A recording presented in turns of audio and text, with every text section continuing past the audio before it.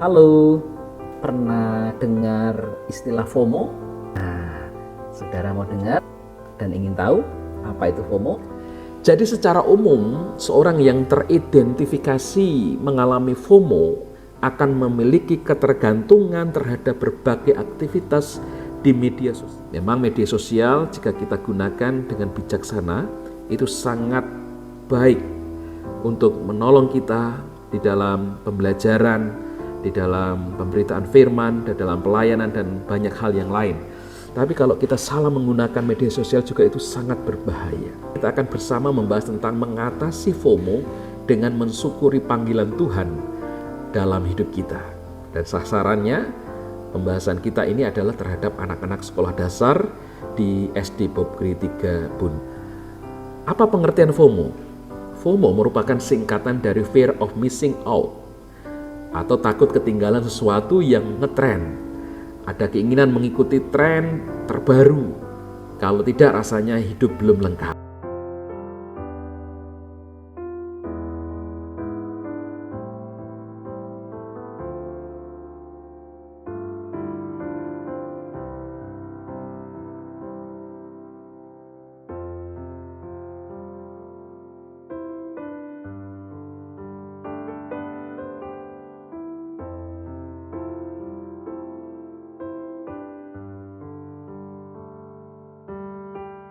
Lalu bagaimana sih ciri-ciri anak yang mengalami FOMO ini?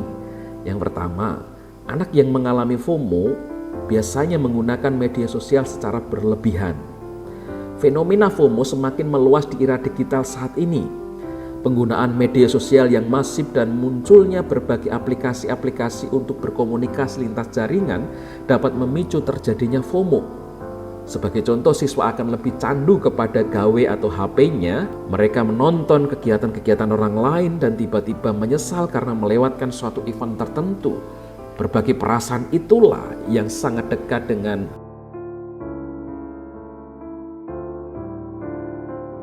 seorang yang mengalami FOMO cenderung tenggelam dalam dunia media sosial dengan harapan mereka menemukan apa yang sedang terjadi dalam hidup orang lain. Mereka merasa takut untuk melewatkan momen yang sedang populer atau kejadian sosial yang dianggap penting.